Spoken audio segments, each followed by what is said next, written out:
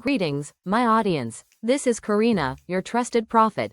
Today, on the 23rd October 2025, we will discover how to train people to become master problem solvers. You are here for a reason. To assign means to set apart or mark for a specific purpose. But know that the Lord set apart his that is godly for himself. According to Psalm chapter 4 verse 3, the Holy Bible is filled with examples of those who discovered and embraced their assignments. Moses solved problems for the chosen nation.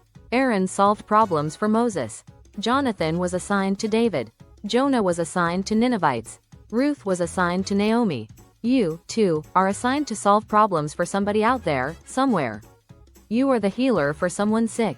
You are the life jacket for someone drowning. You are the ruler over someone unruly. You are the lifter for someone fallen. You have asked these questions 1,000 times. Why am I here? Why me? What is my purpose? Those are all valid internal questions, right? Is there really a God? Where did I come from? Did I exist in another world before this one? A poem is the proof of a poet. A song is proof of a composer. A product is the proof of a manufacturer. Creation is the proof of the creator. Why were you born? It is a wonderful question. It is an excellent question. It is a frequent question. You deserve an answer, since it is an answerable question. The answer exists, the answers are clear. The answers are more obvious than many realize. The manufacturer is God and the product is you. The manual is the Holy Bible. You were created to bring pleasure to God. Based on Revelation chapter 4 verse 11 in the New King James Version, you are worthy, O Lord, to receive glory and honor and power. For you created all things, and by your will they exist and were created. You have been set apart for an exclusive purpose and reason based, it is in Psalm chapter 4 verse 3. But know that the Lord has set apart for himself him who is godly. The Lord will hear when I call him. You will give account for your conduct and productivity, so then every one of us shall give account of himself to God based on Romans chapter 14 verse 12. Every product contains more answers than we first realized. Study the car. The fact that as it moves is proof that it has a different purpose than your home. Compare a baseball bat and a sandwich. The hardness of one and the softness of the other is an obvious clue that their purpose differs. Studying your differences rather than your similarity to others will produce incredible revelations of wisdom, especially regarding your assignment, the problem you were created to solve. Mechanics solve car problems, lawyers solve legal problems, ministers solve spiritual problems. I had an interesting experience during a recent telephone conversation. While talking to someone very important in my life, I realized suddenly that I was merely listening. In fact, they asked me nothing. He did not ask me for my opinion, or feelings or observations. I waited patiently. If he wanted solutions, he would be asking me questions, right? Then it dawned on me. My listening was his solution. He simply needed someone to listen to his pain, discomfort and heartache. Yes, even listening to someone hurting near you is often a marvelous therapy and solution to their problem. Motivational speakers receive thousands of dollars to solve a problem for salesmen in a company. Effective counselors make an excellent living simply by being willing to listen patiently, thoughtfully and consistently to their clients. Sometimes words heal, sometimes silence heals, sometimes listening heals. It is important that you recognize your assignment given by God. It is essential that you embrace the difference in your assignment. It is important that you are willing to be mentored for your assignment. Your function is different from others. Counselors provide answers to problems. Comedians provide escape from problems. So, what is your priority as a leader under God's supervision? Now, think about your managers or others under your supervision. Your focus must become mentoring them in solving their own problems. Surely, the problems are the gates to your significance. Problems could be wonderful, glorious and seeds for change. Problems link you to other people. Problems provide your income. Problems birth opportunity to reveal your uniqueness. Problems birth new relationships. I think, problems are the real reason that friendships exist in general. Remove problems from the earth, and you will destroy any sense of significance and humanity. After all, problems bring good people together during bad times. Isn't it interesting? Mechanic knows that an automobile problem is his connection to you.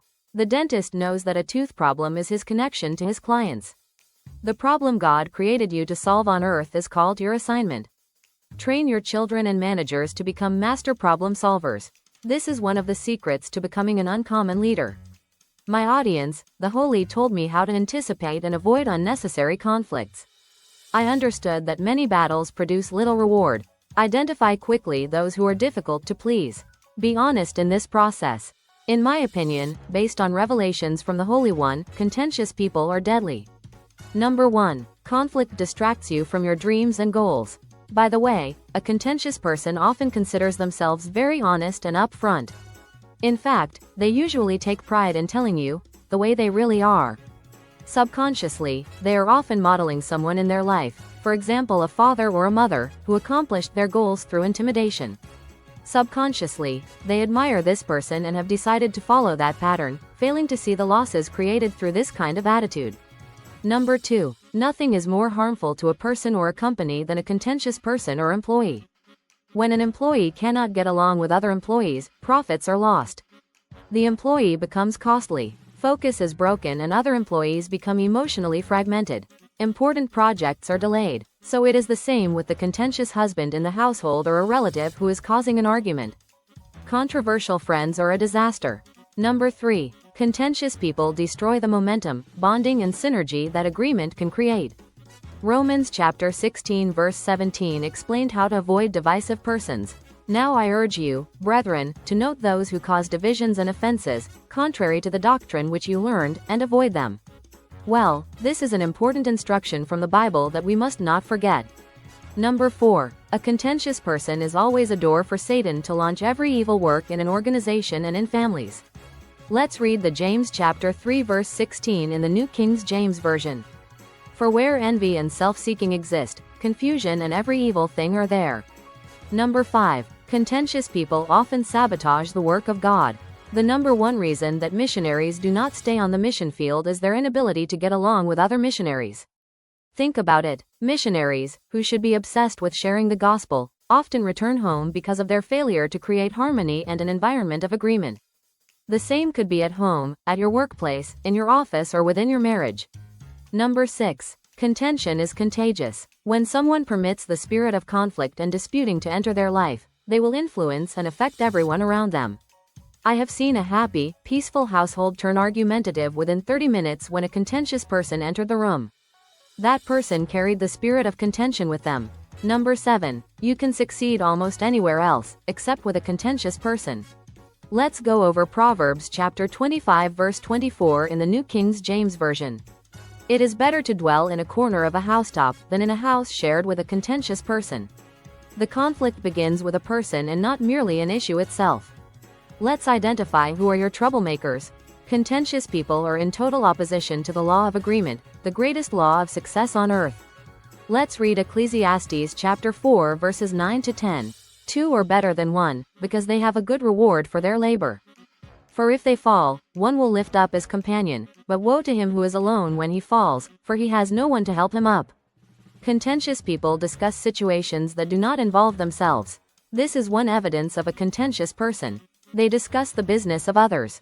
As Proverbs chapter 26 verse 17 is stating, like one who grabs a stray dog by the ears is someone who rushes into a quarrel not their own. A contentious person enjoys debate, disputing and opposing whatever has been spoken. That person always looks for a reason to disagree about something. They ignore every point of agreement. A contentious person is in opposition to godly wisdom. But the wisdom from above is first of all pure. It is also peace-loving, gentle at all times, and willing to yield to others. It is full of mercy and the fruit of good deeds. It shows no favoritism and is always sincere. This was in James chapter 3 verse 17. On the other hand, a contentious attitude and spirit is always birthed by being not thankful. It is a sin that God abhors. It was the first sin ever committed. Satan was not thankful for his position and chose to fight for a change. Ingratitude is poisonous. It can destroy a family within weeks and hours. It can ruin a successful person or organization within months. Churches exploding with growth have fragmented within weeks when a spirit of ingratitude infected the congregation. How to respond to contentious people. The Spirit is telling that listening is a divine command. Hear His counsel and receive instruction from the heavenly God, so at the end the things will be in wisdom. Ask quality questions to accurately determine the needs and desires of others. Interrogate your world. Insist on listening to the opinions of others. It could be very beneficial for your life if you truly listen. Almost nobody on earth listens to others, nor questions them. That is the master secret of success. You may call it success, but in my lingo it is wisdom. Our master mentor was a genius in questions. Jesus asked questions. In John chapter 21 verse 5, Jesus called out, "Fellows, have you caught any fish?" They answered him, "No." They replied, "No." Jesus assumed nothing and he pursued information at that time. His question was his entry point into their lives. He had something they needed. He had information. His question was a link to their future, the bridge for their relationship. He then instructed them in this manner. Then he said, "Throw out your net on the right-hand side of the boat, and you'll get some." So they did, and they couldn't haul in the net because there were so many fish in it. Information is the difference between your present situation and future situation. God's asking questions is a command, and asking questions reveals the needs of others. His asking question creates an entry point into another life. Asking questions reveals passion and caring. Asking questions removes doubt and dissolves fears. Based on his manners, asking question is a seed for a change.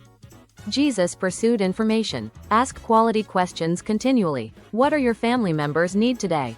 Are you really listening to them?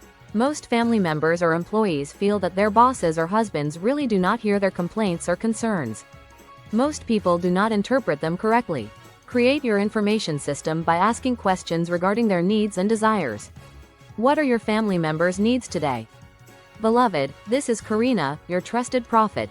I would like to conclude today's prophetic word with Psalm chapter 121, with the Song of Ascents. Where does my help come from? Number 1. I lift up my eyes to the mountains. Where does my help come from? Number 2. My help comes from the Lord, the maker of heaven and earth. Number 3. He will not let your foot slip. He who watches over you will not slumber. Number 4. Indeed, he who watches over us will neither slumber nor sleep. Number 5. The Lord watches over you.